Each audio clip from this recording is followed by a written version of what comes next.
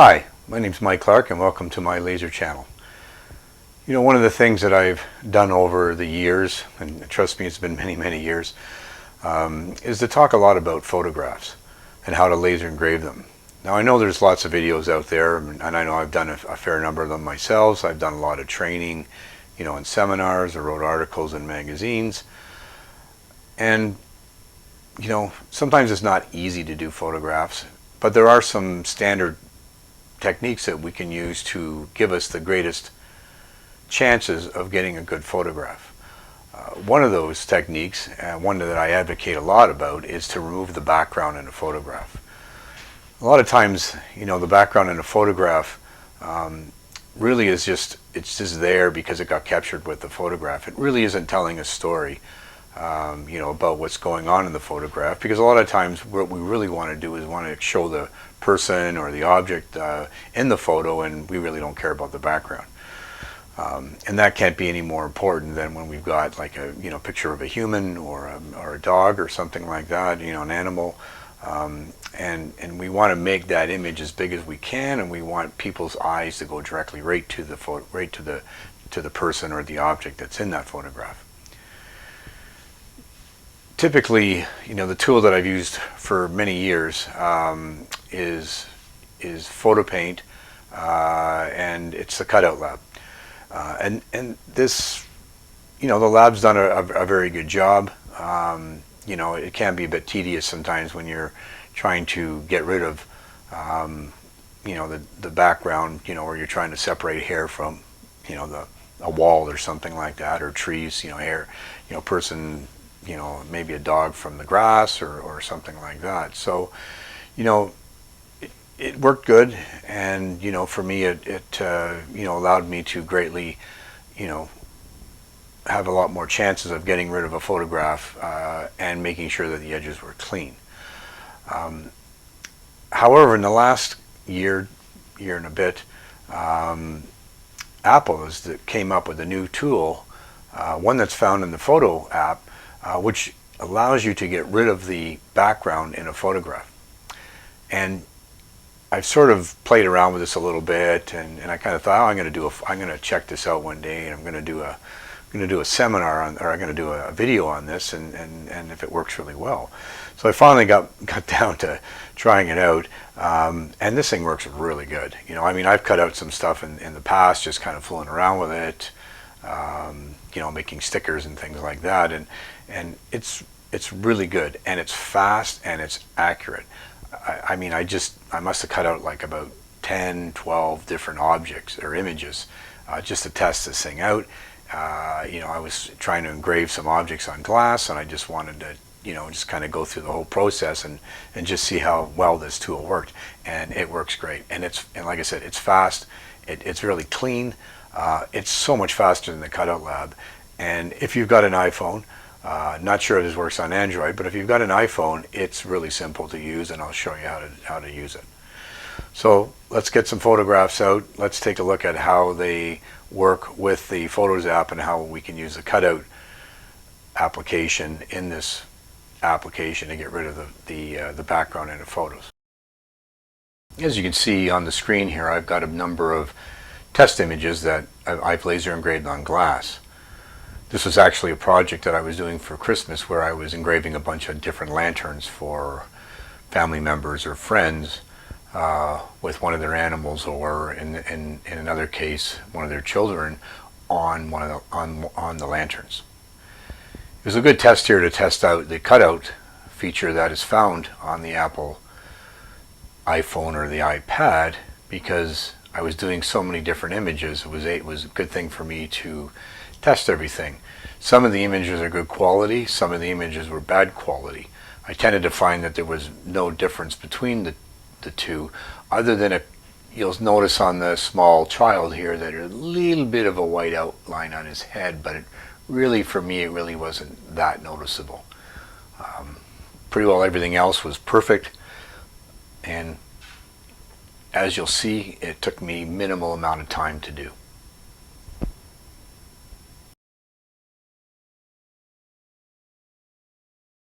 The second image is just a close-up of the images that are on the larger piece of glass. But I zoomed in here just so that you can get a better idea, a better appreciation for how good the quality of the cutout is and how there's minimal issues on the edges of the image. Like I don't have the background pieces here, and I'm missing foreground pieces. Everything is perfect, and the cutout was very quick and very clean. I will now take you through 3 different images and how I've cut them out. Again, you're going to see them. It's going to be quick and easy, and hopefully the videos will be educational for you. So first of all, we're going to open up the Photos app on your iPhone or iPad. Second, select the photo you want and open it. It'll expand. Place your finger on the middle of the image you want to cut out. Hold your finger till you see a white line appear. Remove your finger and select Share, and then select Email or save the file. Again, we'll go through this 3 times, and hopefully you'll be able to do your own photo very easily and very quickly.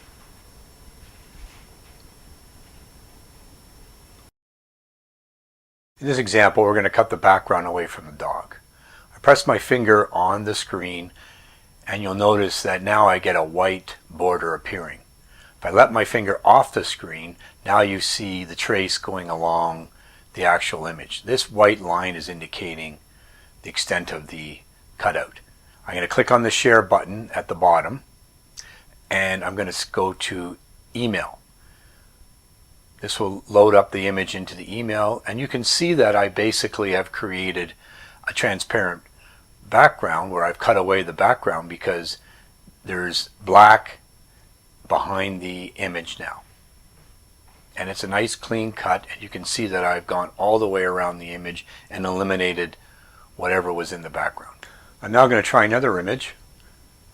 And again, I press my finger on the image. You can see now that I've got a trace. And I'm going to save the image this time as a file. And then I can basically email this or load it up automatically. Okay, so let's try another image. This time we're actually going to try a child. And you can see that I now have my outside line around the image. And I'm going to, again, email this one. And you can see, again, it's a pretty good cutout. You can see on this image it's a little bit white on the edge. Part of that is just due to the fact that the image was very poor in terms of its quality. So there's a little bit of pixelation on the edges. But for the most part it's pretty good. And normally when we engrave this, you're really not going to see those imperfections.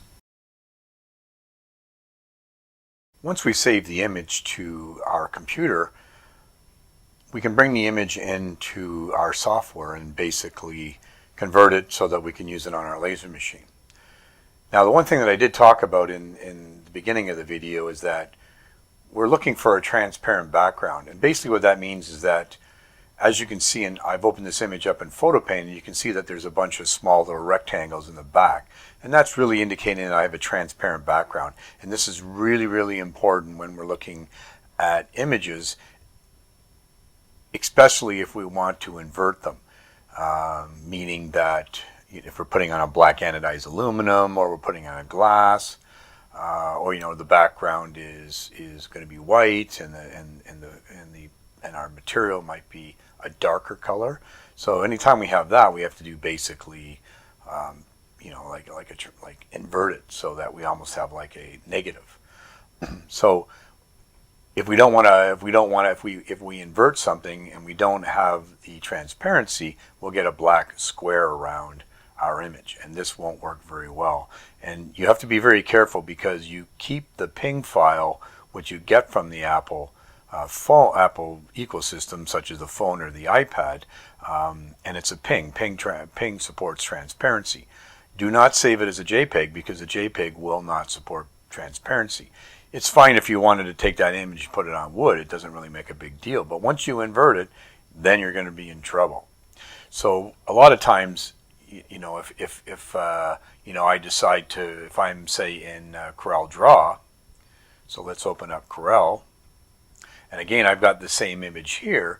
You can see that I've got the white background. And if I go up to Effects and I invert it, you can see that I don't have the black background. And I've got basically my negative. Now normally what I would do on that is I normally like to convert these images to grayscale. Just so I can see the grays. For me, just my eye is used to using gray, and it's a great way for me to sort of understand the ability, the blackness versus the light versus the contrast and things like that. So I normally will go to bitmaps, and I will convert the bitmap, and I will turn off the anti-aliasing because that's not something that we want around the edge. Transparent background, keep it checked because that will keep the transparency of the image, and then I'm going to convert it to grayscale. Say OK, and if I go back into Effects and I transform and I invert, again, now I have the ability to do some prepping if I want before I send it to the laser machine. If I come into bitmaps and I go mode and I go into just turning it into a grayscale, again, if I invert it, sometimes I'm going to have, sometimes I'm going to have a problem if I lose that transparency. So in here, I don't lose the transparency, but you have to be careful that you don't. So always remember to keep the transparency of the image, even if I just like to keep it, even if I'm just doing sort of, even if I'm doing it on wood or whatever, it's just good to have the transparency there. So if I decide to do the file in another type of material, then I don't have to worry about having any issues with the background turning black. Anyways, that's it for this video this week. I'm going to try to do a few more in the next over the holidays so that we can get some more learning material on the site here so that you get a little bit more out of it. So if you have any questions or suggestions, please let me know. I know I'm not good at monitoring this channel, but I'm going to try to be a bit better. It's my New Year's resolution to keep it monitored a little bit more closely. Anyways, have a good holiday, and we'll see you in the new year.